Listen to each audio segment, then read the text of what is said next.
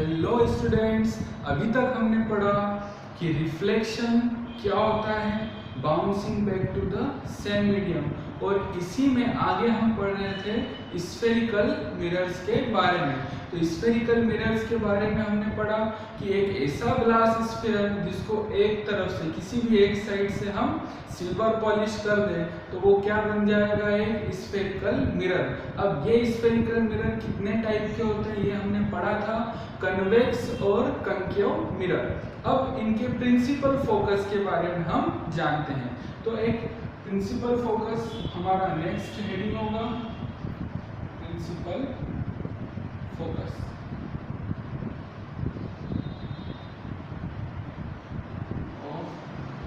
Spherical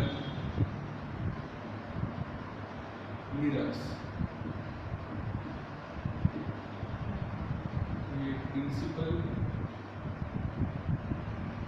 focus of spherical mirrors. तो पहला mirror हमने पढ़ा था कंकेव मिरर,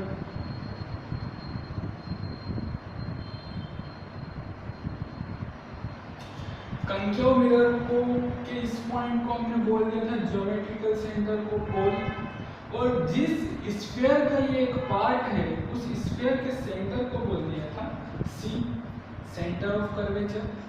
अभी एक और टर्म होता है रेडियस ऑफ कर्वेचर।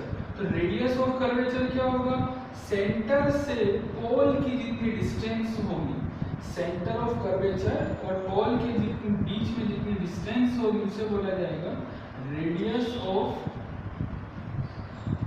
कर्वेचर। किससे डिनोट करते हैं इसको, आर से। तो अब देखते हैं प्रिंसिपल फोकस क्या होता है। जब भी पैरा एक्सियल रेज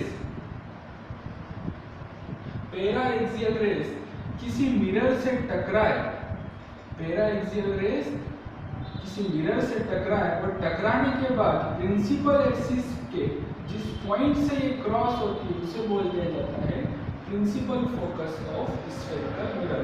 तो यार फिर तो हमने ये भी पढ़ा है कि कन्वेक्स मिरर भी होता है जिसका रिफ्लेक्टिंग सरफेस कर्व्ड आउटवर्ड होता है। तो अब अगर हम यहाँ पे किसी पैरा एक्सियल रे को भेज दें, पहले तो ये समझ लो पैरा एक्सियल रेज क्या होती है। जो रेज प्रिंसिपल एक्सिस के पैरेलल हो और इससे बहुत कम डिस्टेंस पे हो, उन रेज को बोला जाता है पैरा एक्सियल रेज। ऐसी रेज जो प्रिंसिपल एक्सिस से बहुत कम डिस्टेंस पे हो और प्रिंसिपल एक्सिस से पैरेलल हो, उन्हें बोला जाता है पैरा एक्सियल रेज। तो आ गया ये पैरा एक्सियल रे, यहाँ पे आया, टकराने के बाद में अब ये मिरर क्या करता है, रेज को डाइवर्ज करता है। क्या करता है, डाइवर्ज। ये जो कंकेव मिरर है, कंकेव मिरर, इसका काम क्या है, कन्वर्ज रेज। ये रेज को कन्वर्ज करता है।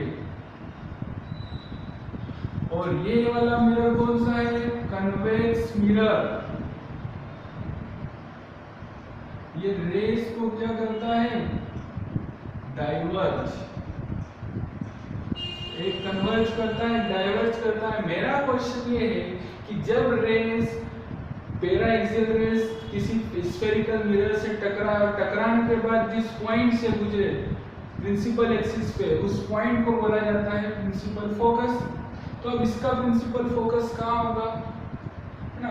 तो ये क्वेश्चन का आंसर ये है कि हम क्या करेंगे, इस रिफ्लेक्टेड रे को आगे की तरफ एक्सटेंड करेंगे और ये एक्सटेंशन जिस पॉइंट पे मिल जाता है उस पॉइंट को बोल दिया जाता है प्रिंसिपल फोकस। ठीक है, तो प्रिंसिपल फोकस या तो रिफ्लेक्टेड रे इस प्रिंसिपल एक्सिस को एक्चुअली कट करे, या फिर इस प्रिंसिपल एक्सिस को कट करता हुआ दिखे, तब वो जो पॉइंट होगा उसे क्या बोला जाएगा, प्रिंसिपल फोकस। तो डेफिनेशन क्या होगी प्रिंसिपल फोकस की, the point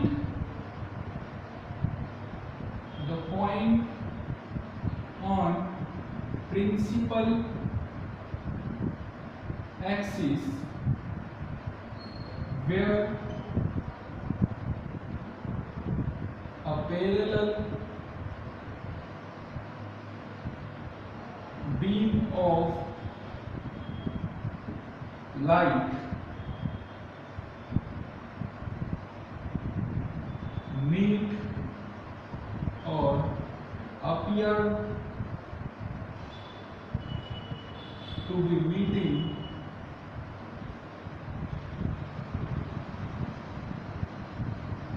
is called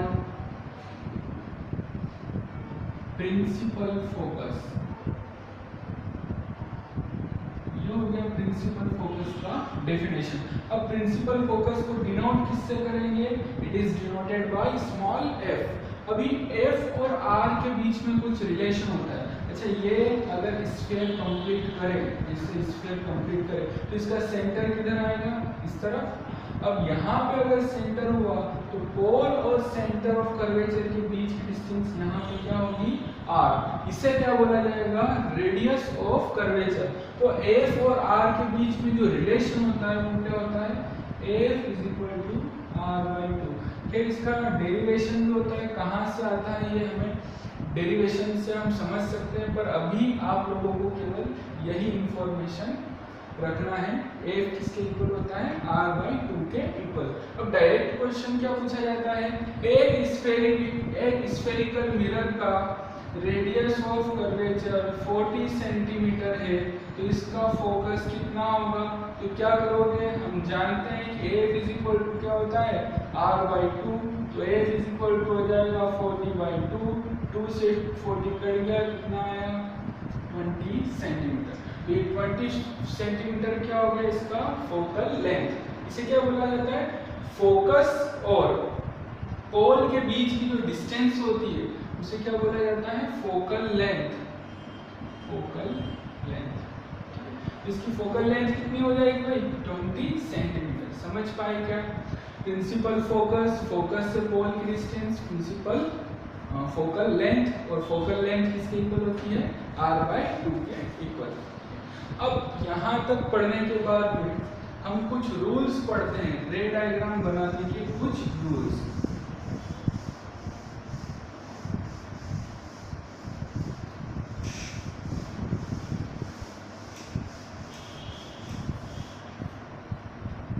rules for drawing रे डायग्राम्स।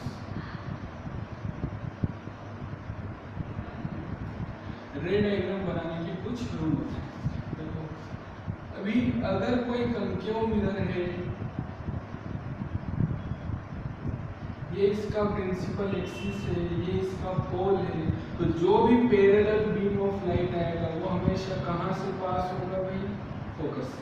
कोई भी पैरेलल रे हमेशा कहाँ से पास होती है? फोकस से। अब हम कन्वेक्स मिरर की अगर बात करें,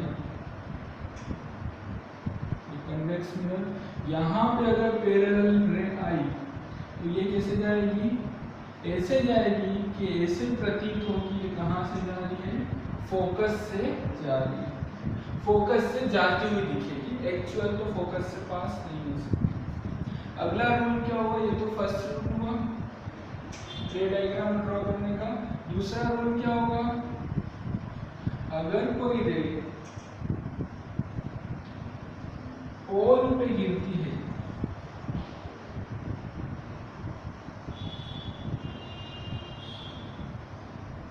ये पोल पे गिरा, तो जितने एंगल पे ये रे आएगी, अगर थीटा एंगल पे आई तो थीटा ही एंगल पे ये रिफ्लेक्ट हो जाएगी। ऐसा क्यों हो रहा है? क्योंकि हम जानते हैं कि सेंटर ऑफ कर्वेचर को पोल से मिलाने वाली ये जो लाइन है, ये लाइन हमेशा इस स्फीयर के परपेंडिकुलर होगी, मतलब 90 डिग्री पे होगी, और 90 डिग्री के ऊपर होगी, मतलब ये मिरर के लिए ये लाइन क्या हो गई? एक नॉर्मल हो गई। अब जितना इंसिडेंट एंगल होगा उतना ही एंगल ऑफ रिफ्लेक्शन होगा, क्योंकि हमने पढ़ा है लॉज ऑफ रिफ्लेक्शन में angle of incidence is equal to angle of reflection. तो जितने एंगल पे आएगी उतने ही एंगल पे रिफ्लेक्ट हो जाएगी। तो ये हुआ सेकंड रूल। अब ये कंकेव मिरर के लिए था, कन्वेक्स मिरर के लिए भी सेम होगा। जितने एंगल पे लाइट आएगी उतने ही एंगल पे ये रिफ्लेक्ट हो जाएगी। ये दो रूल हुए। तीसरा रूल हम देखते हैं,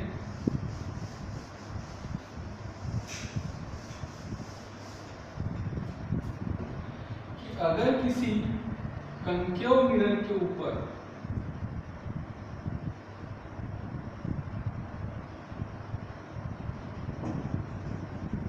सेंटर ऑफ कर्वेचर से आती हुई रे आई तो वो उसी डायरेक्शन में रिट्रेस हो जाएगी, जिस डायरेक्शन से आई है उसी डायरेक्शन में वापस चली जाएगी। ऐसा क्यों होगा?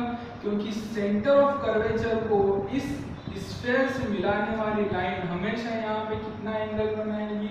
90 डिग्री का। मतलब ये लाइन इसके ऊपर क्या होगी? नॉर्मल। और नॉर्मल इंसिडेंस जब भी होता है, पिछले लेक्चर में हमने पढ़ा था, नॉर्मल इंसिडेंस जब भी होगा तो रे अपना पाथ रिट्रेस करेगी। तो यहाँ पे भी पाथ रिट्रेस होगा, जिस पाथ से आई है उसी पाथ पे वापस चले जाएगी। तो ये हुआ थर्ड रूल। अब ऐसे ही हम कन्वेक्स मिरर के लिए भी पढ़ते हैं। यहाँ पे एक्चुअली तो सेंटर पे नहीं आ सकती कहीं से भी रे, पर सेंटर पे आती हुई दिख सकती है। अगर कोई रे सेंटर पे आती हुई दिख रही है तो वो उसी डायरेक्शन में क्या हो जाएगी? रिट्रेस हो जाएगी, रिफ्लेक्ट हो जाएगी, किसी भी दूसरी डायरेक्शन में नहीं जाएगी। ठीक है, अगला रूल होगा फोर्थ रूल।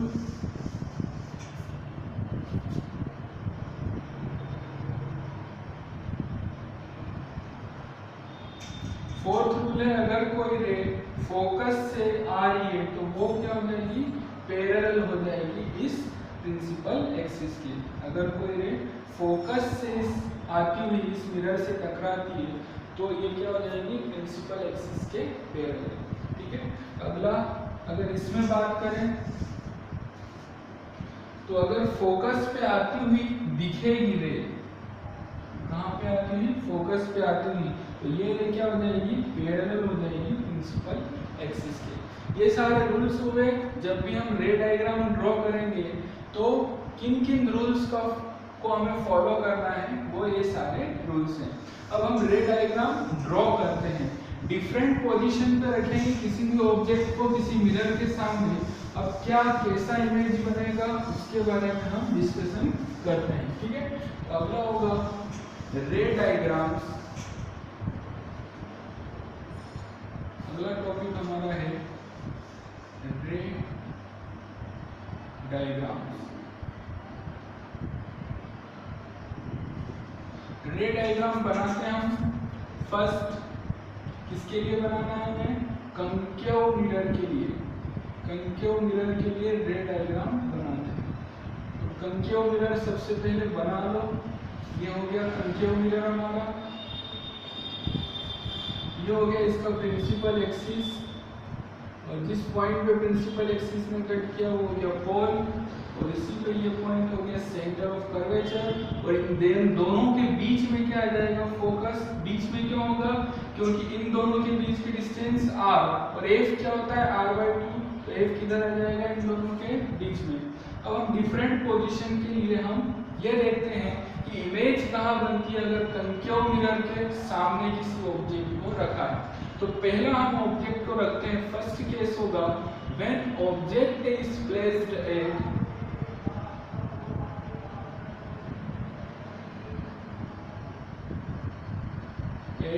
इंफिनिटी। अगर इंफिनिटी पे रखा गया किसी ऑब्जेक्ट को, तो इंफिनिटी पे कोई भी ऑब्जेक्ट हो उससे जो रेज आएगी वो हमेशा कैसे आएगी? पैरेलल। इंफिनिटी से आने वाले, इंफिनिटी पे रखे हुए ऑब्जेक्ट से आने वाली रेज हमेशा प्रिंसिपल एक्सिस के पैरेलल आएगी। तो एक पैरेलल बीम ऑफ लाइट आएगा और कहाँ टकरा जाएगा? फोकस के ऊपर। ये हो गया रे डायग्राम। अगर ऑब्जेक्ट कहाँ रखा है? इंफिनिटी के ऊपर, तो इमेज उसकी कहाँ बनेगी? फोकस पे, क्योंकि रिफ्लेक्टेड रेज जहाँ मिलती है वहीं पे ऑब्जेक्ट का क्या बन जाता है? इमेज।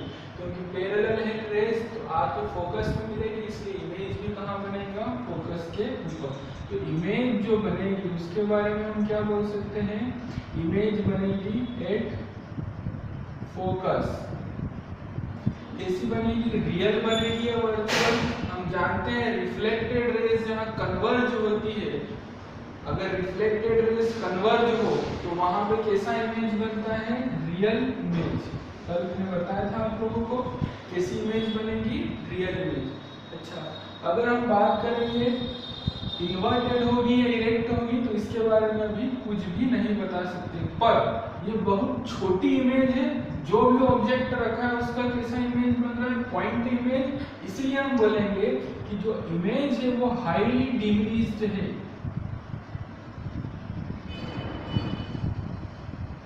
हाईली डिमिनिश्ड मतलब बहुत छोटा।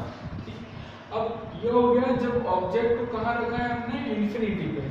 अगर हम ऑब्जेक्ट को सेकेंड केस लेते हैं, व्हेन ऑब्जेक्ट इज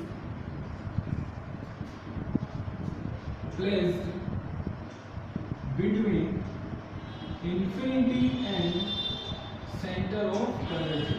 इंफिनिटी और सेंटर ऑफ कर्वेचर के बीच में रखा अगर ऑब्जेक्ट को, तो ये हो गया हमारा इनक्यूब mirror.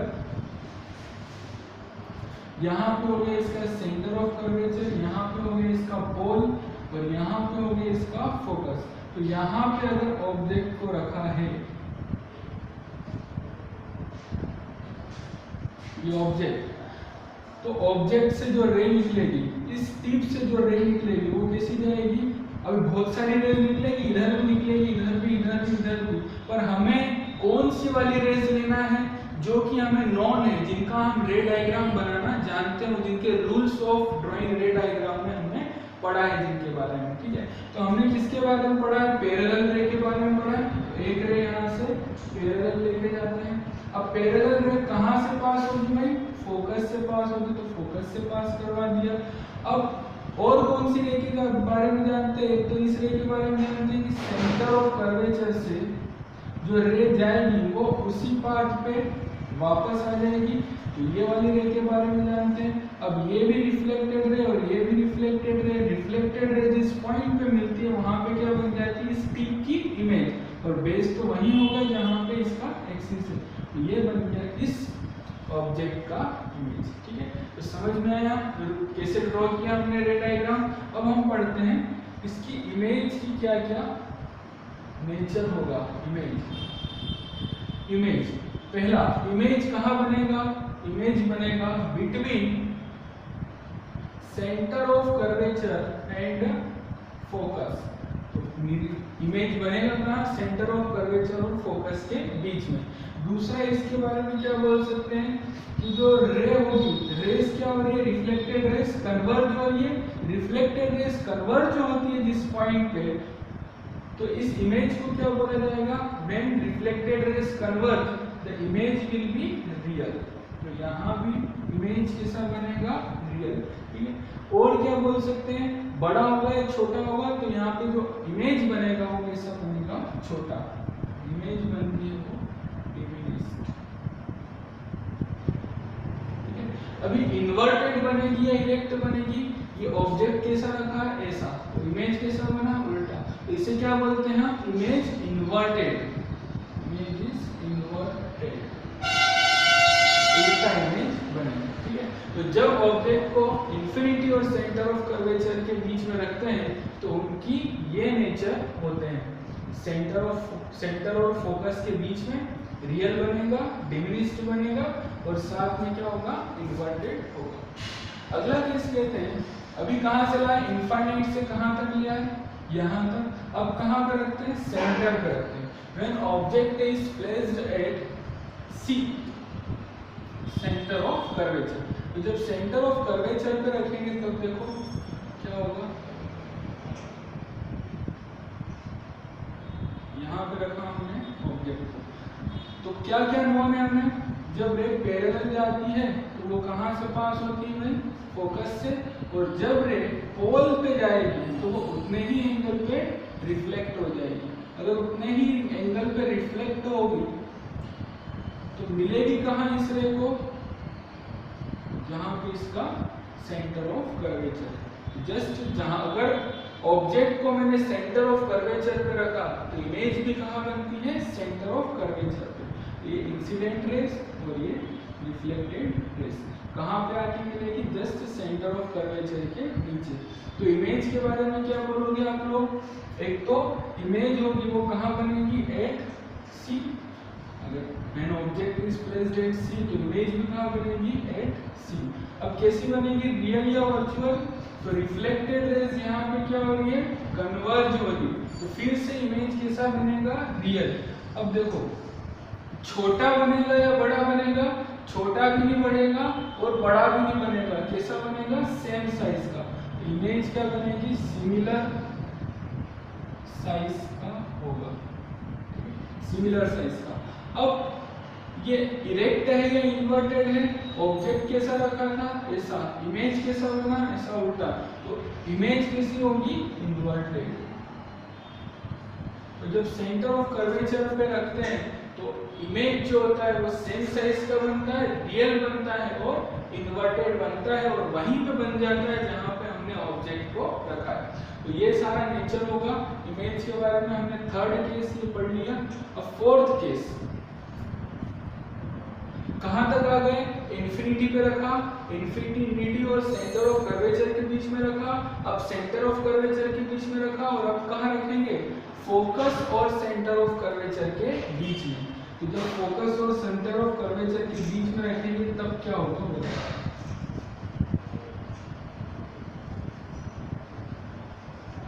When object is placed between C, center of curvature, and F, focus. अब देखो यहाँ पे हो गया इसका सेंटर ऑफ कर्वेचर, यहाँ पे हो गया फोकस, यहाँ पे रख दिया हमने ऑब्जेक्ट को। अब जो रे पैरेलल जाएगी फिर से वो कहाँ से पास होगी भाई? फोकस से। रूल्स ऑफ और ड्राइंग रे डायग्राम में हमने पढ़ा है। और जो रे फोकस से पास होगी वो कैसी हो जाएगी? पैरेलल। पैरेलल होगी। तो यहाँ पे जिस पॉइंट पे रिफ्लेक्टेड रेज मिली वहां पे क्या बन जाएगा? इमेज। तो इमेज के बारे में आप क्या बोलोगे? कहाँ बनेगा इमेज?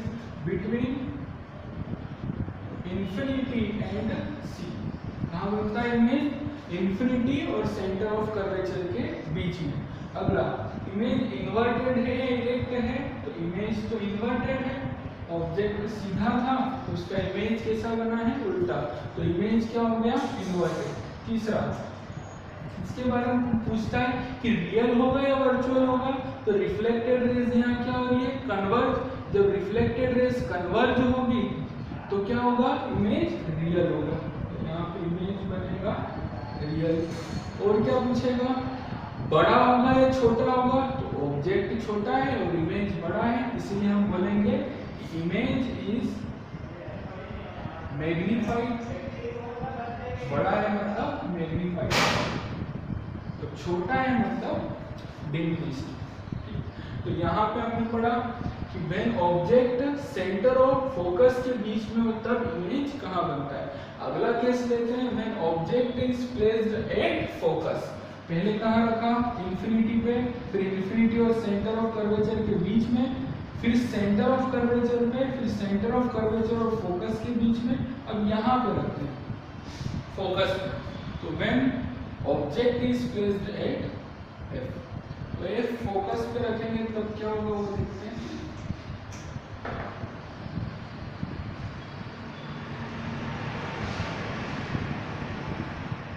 यहाँ हो गया इसका सेंटर ऑफ कर्वेचर, यहाँ हो गया इसका। तो फोकस पे रख दिया हमने ऑब्जेक्ट को। तो जो रे यहाँ से पैरेलल जाएगी वो कहाँ से पास होगी भाई? फोकस से। और जो रे पोल पे जाएगी वो उतने ही एंगल पे रिफ्लेक्ट हो जाएगी। अब देखो ये दोनों रेस कैसी हो गई? पैरेलल। मतलब ये जाके कहीं पे अगर मिलेगी भी तो कहाँ पे मिलेगी? इन्फिनिटी पे। अब ये इधर जाके इन्फिनिटी पे भी मिल सकती है और इधर जाके इन्फिनिटी पे भी मिल सकती है, ठीक है। तो जब इमेज की बात करेंगे तो वो कहाँ बनेगी इमेज? At infinity. अच्छा, इन्वर्टेड होगी या इरेक्ट होगी? नहीं बोल सकते। इन्वर्टेड भी हो सकती है और इरेक्ट भी हो सकती है। अगला हम देखेंगे छोटी बनेगी या बड़ी बनेगी? तो ये तो बहुत बड़ी बनेगी, आगे जाके मिलेंगे। यहाँ से भी अगर आगे जाके मिले तो भी बहुत बड़ी इमेज बनेगी। तो इमेज इज हाईली मैग्नीफाइड, ऐसा बोलेंगे, हाईली मैग्नीफाइड। रियल बनेगी वर्चुअल बनेगी उसके बारे में भी कोई डिस्कशन नहीं कर सकते, ठीक है। तो जब फोकस पे मिलता है, फोकस पे रखते हैं ऑब्जेक्ट को, तो इमेज के बारे में ये क्वालिटीज होती है। अगला हम पढ़ते हैं, ये कौन सा था पॉइंट, 5th पॉइंट। अब 6th पॉइंट पे आते हैं। 6th पॉइंट क्या होगा बोलिए। अगर अभी तक हमने फोकस पे रखा, फोकस और पोल के बीच में रख देते हैं। When object is placed between F and P, focus and pole. अब देखो क्या होता है फोकस और पोल के बीच में।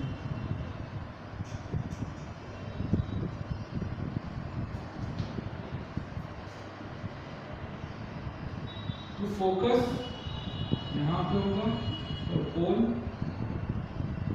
फोकस यहाँ पे होगा, यहाँ पे सेंटर ऑफ कर्वेचर, यहाँ से इधर बनाते हैं,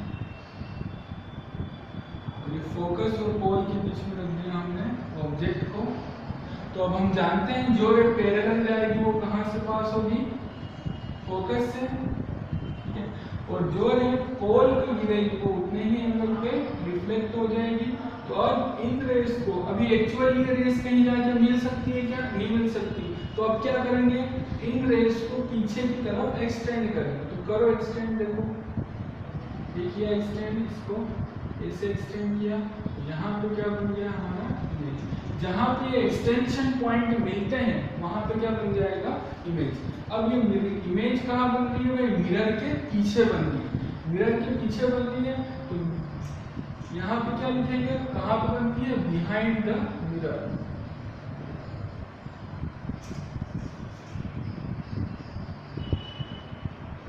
कहाँ बनती है, बिहाइंड द मिरर। और अगला क्या होगा, छोटी बनेगी या बड़ी बनेगी, बड़ी बनेगी। हम बोलेंगे इमेज इज मैग्नीफाइड, मैग्नीफाइड होगा। और क्या बोलेंगे, ये इरेक्ट है या इन्वर्टेड है, तो सीधा ऑब्जेक्ट था और सीधा इमेज बना, इसलिए बोलेंगे हम इरेक्ट इमेज, इरेक्ट बनेगा इमेज। और इसके बारे में क्या बोल सकते हैं कि ये हमेशा वर्चुअल बनेगी या रियल बनेगी। अब देखो रिफ्लेक्टेड रेस कन्वर्ज हो रही है, डाइवर्ज हो रही है, डाइवर्ज हो रही है। और जब रिफ्लेक्टेड रेस डाइवर्ज होती है तो इमेज कैसा बनता है हमारा, वर्चुअल। तो ये बनेगी एक वर्चुअल इमेज, ठीक है। तो ये हो गया हमारा 6th केस। बस कनकेव मिरर के लिए इतने ही केस है। अब हम पढ़ते हैं कन्वेक्स मिरर के लिए। तो कन्वेक्स मिरर अगला होगा हमारा हेडिंग, उसके लिए रेड डायग्राम्स बनाना है।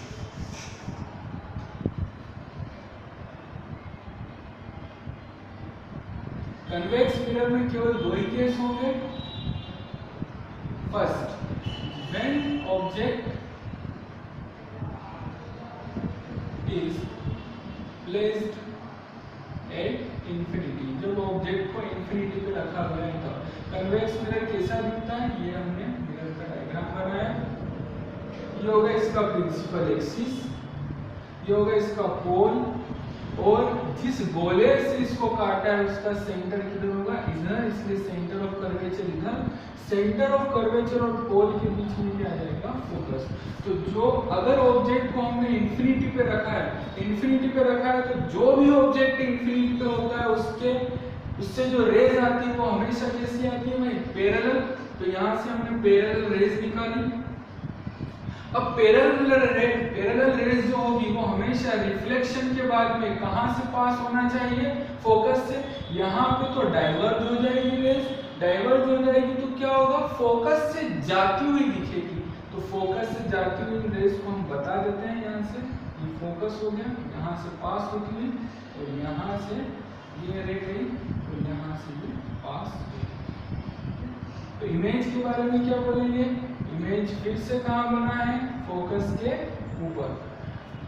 इमेज के बारे में हम बोल सकते हैं कि when object is placed at infinity then image at focus, focus पे बनेगा। अभी बहुत छोटा है ये ऑब्जेक्ट, तो बहुत दूर रखा है इंफिनिटी पे, इसलिए बहुत बड़ा होगा, और इमेज क्या होगा, छोटा। तो क्या बोलेंगे,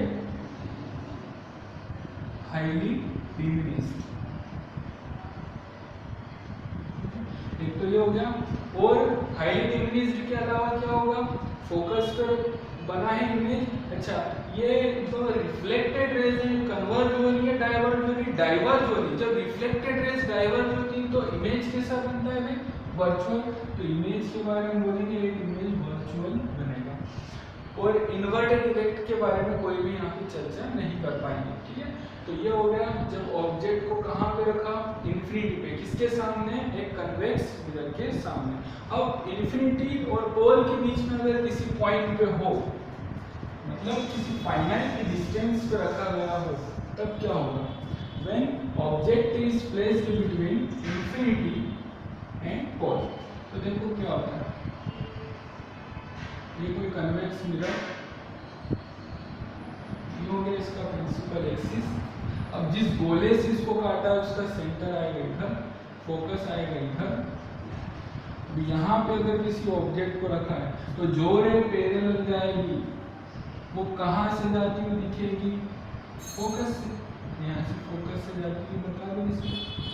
अब जो रे पोल से जाएगी वो उतने ही एंगल पे रिफ्लेक्ट हो जाएगी, तो कर दो रिफ्लेक्ट, ठीक है। अब ये रिफ्लेक्टेड रे को पीछे अगर एक्सटेंड करें तो कहाँ पे मिल जाएगी, यहाँ पे, इसका एक्सटेंशन, ये रिफ्लेक्टेड रे का एक्सटेंशन और इस रिफ्लेक्टेड रे का एक्सटेंशन जहाँ पे मिलेगा वहाँ पे क्या बन जाएगा, इमेज। ये क्या हो गया, ऑब्जेक्ट। तो अब इस इमेज के बारे में हम क्या बोल सकते हैं, इमेज कहाँ बनेगी, सबसे पहले तो between pole and focus, P and F, ठीक है। दूसरा, इमेज क्या होगा, डिमिनिश्ड होगा या मैग्नीफाइड होगा। देखो ऑब्जेक्ट बड़ा है और इमेज इसका छोटा है, तो क्या बोलेंगे, इमेज इज डिमिनिश्ड। अब इरेक्ट बनेगा या इन्वर्टेड बनेगा, ऑब्जेक्ट भी सीधा और इमेज भी सीधा, तो क्या बोलेंगे, इमेज इज इरेक्ट। और रियल होगी या वर्चुअल, तो रिफ्लेक्टेड रेज यहाँ से देखो क्या हो रहा है, डाइवर्ज होगी, तो रिफ्लेक्टेड रेज डाइवर्ज होगी, इसलिए यहाँ पे जो इमेज बनेगा वो कैसा बनेगा, वर्चुअल, ठीक है। तो ये सारे केस में रे डायग्राम्स के बारे में, कॉन्केव और कन्वेक्स मिरर के सामने किसी भी ऑब्जेक्ट को अगर डिफरेंट पोजीशंस पे रखते हैं तो उसकी इमेज कहाँ बनती है और कैसे होती है, ये इसके बारे में सारी हमने डिस्कशन किया, ठीक है। अब ये बात ध्यान रखना कि रे डायग्राम के ऊपर हर साल 10th क्लास में एक क्वेश्चन फिक्स है, चाहे वो मिरर को लेके हो या लेंस को लेकर। लेंस हम आगे डिस्कस करेंगे। तो मिरर के ऊपर जितने भी रे डायग्राम्स है ये आपको बिल्कुल कंठस्थ आना चाहिए, मतलब हमेशा ये माइंड में होना चाहिए कि यहाँ पे ऑब्जेक्ट रखा तो वहाँ पे इमेज बनेगा, मतलब आपके दिमाग में चलना चाहिए कि इमेज कहाँ कहाँ बन रहा है, ठीक है। अब कल के लेक्चर में, अगले लेक्चर में हम डिस्कशन करेंगे मिरर फार्मूला के बारे में, मैग्नीफिकेशन के बारे में और मिरर फार्मूला के ऊपर क्वेश्चंस लगाएंगे, ठीक है। तो आज के लिए हमारा लेक्चर यहीं पे कंप्लीट होता है, मिलते हैं अगले लेक्चर में, ठीक है। Thank you.